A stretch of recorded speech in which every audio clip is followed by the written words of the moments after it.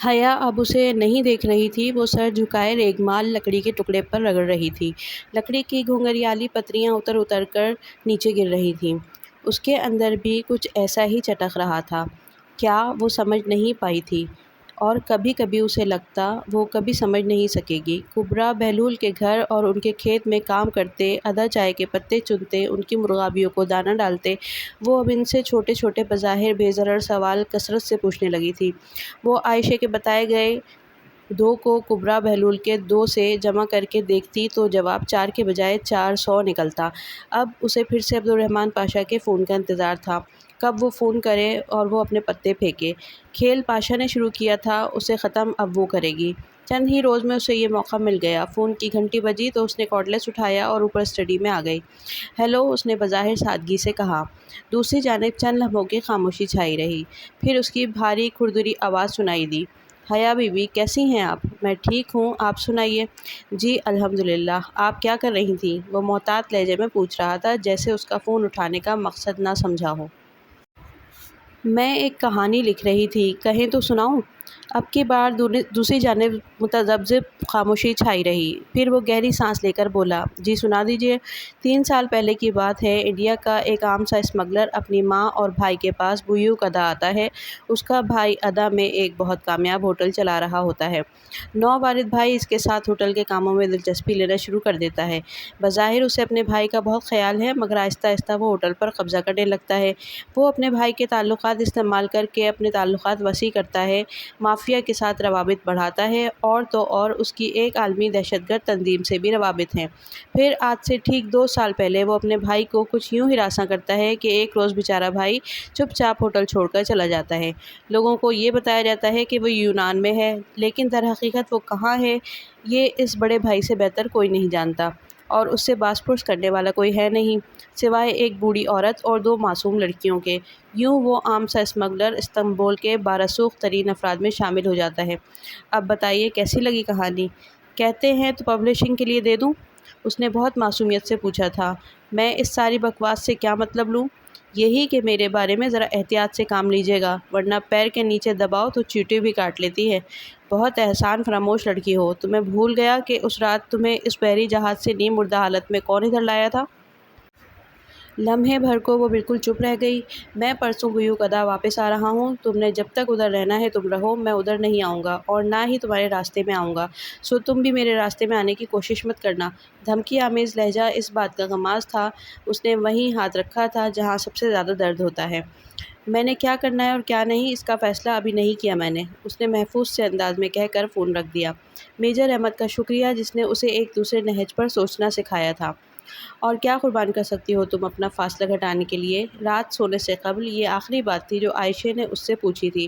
اس نے نیند میں ڈوبی آنکھیں کھول کر سوالیہ نگاہوں سے عائشہ کو دیکھا، بولی کچھ نہیں۔ میں بتاؤں، تم اپنی نیند قربان کرنا سیکھ لو، وہ کہہ کر لیٹ گئی تو حیا نے بوجھل ہوتی آنکھیں بند کر لیں۔ صبح فجر کی اذان کے ساتھ ہی بہاریں اس کا کندھا جھنجھوڑ کر اسے اٹھا رہی تھی۔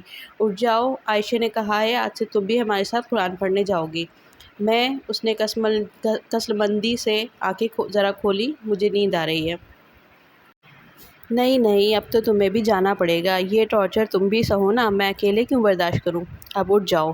دم کٹی لومڑی دوسرے کی دم پھندے میں پھنستے دیکھ کے بہت خوشی خوشی اچھلتی کودتی تیار ہو رہی تھی۔ حیا بدقت تمام کمبل اتار کر اٹھی۔ اسے اور ڈی جے کو صبح خیزی کی عادت تو تھی، مگر ان کی صبح فجر قضا ہونے کے بعد ہوتی تھی، اور پھر بھاگم بھاگ کیمپس کی تیاری۔ اس نے اپنا لیمو کے رنگ کا زرد فراک پہنا جو ایک دفعہ جہان کے گھر پہن کر گئی تھی، اور گیلے بال کھلے چھوڑ کر سنگھار میز کے سامنے آ کھڑی ہوئی۔ ابھی اس نے پرفیوم کی شیشی اٹھائی ہی تھی، بہاریں عقب میں زور سے چیخی، یہ کیا کر رہی ہو؟ کیا؟ وہ اس کے اچانک چلانے پر ڈر کر پلٹی۔ تم باہر جانے سے پہلے پرفیوم لگا رہی ہو؟ بہاریں نے بے یقینی سے پوری آنکھیں کھول کر اسے دیکھا۔ ہاں، کیا ہوا؟ عائشہ گل کہتی ہے، اچھی لڑکیاں باہر جانے سے پہلے اتنا تیز پرفیوم نہیں لگاتی، تم یہ باڈی اسپرے لگا لو، مگر پرفیوم نہیں، اللہ تعالیٰ ناراض ہوتا ہے۔ وہ بہت خفگی سے ڈانٹتی ہوئی حیا کے ساتھ آ کھڑی ہوئی، اور پھر ایڑیاں اونچی اٹھا کر خود کو آئینے میں دیکھتی اسکارف لپیٹنے لگی۔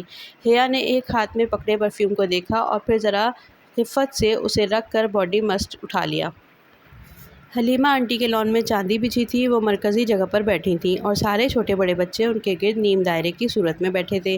وہ تینوں جس وقت داخل ہوئیں، ایک جگہ سے بچوں نے فوراً جگہ چھوڑ کر دائرہ بڑا کر دیا۔ حلیمہ آنٹی نے ایک نرم مسکراہٹ ان کی طرف اچھال کر سر کو جنبش دی۔ وہ تینوں ساتھ ساتھ بیٹھ گئیں۔ میں پناہ مانگتا ہوں اللہ تعالیٰ کے دھتکارے ہوئے شیطان سے، اللہ کے نام سے جو بہت مہربان اور بار بار رحم کرنے والا ہے۔ قرأت کرنے والا بچہ سنہرے بالوں والا ترک تھا جس نے سر پر جالی دار ٹوپی لے رکھی تھی۔ باقی بچے خاموش تھے۔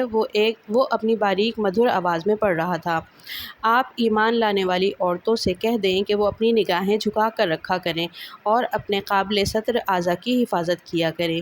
وہ جو جماہیر روکتی ادھر ادھر دیکھ رہی تھی، ایک دم گڑبڑا کر سیدھی ہو بیٹھی، اور وہ اپنی زینت ظاہر نہ کریں سوائے اس کے جو خود ظاہر ہو جائے۔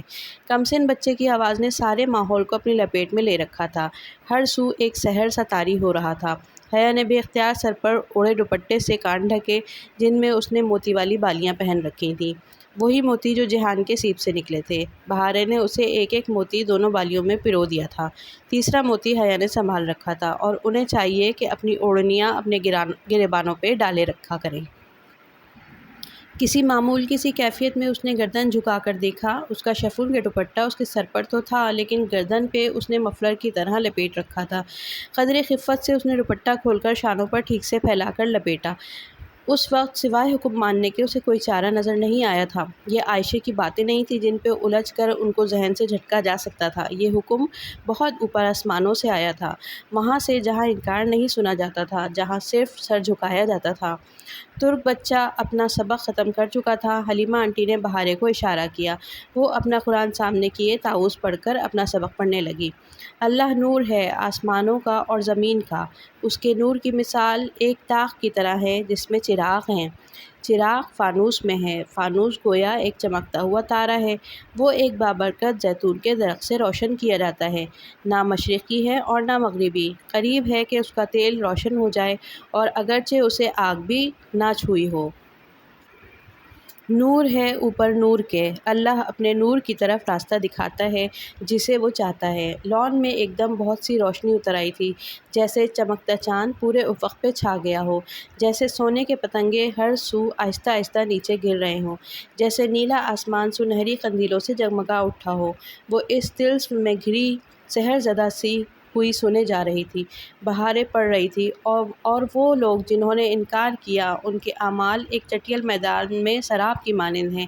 پیاسا اس کو پانی سمجھتا ہے، حتیٰ کہ جب وہ اس کے قریب آتا ہے تو اس کو کچھ بھی نہیں پاتا، اور وہ وہاں اللہ کو پاتا ہے۔ پھر اللہ اس کو اس کا پورا پورا حساب دیتا ہے، اور اللہ جلد حساب لینے والا ہے۔ نیلا آسمان ان دیکھی مشعلوں سے روشن تھا۔ چاندی کی مشعلیں وہاں روشن نہیں تھیں، مگر وہاں روشنی تھی، نور تھا اوپر نور کے۔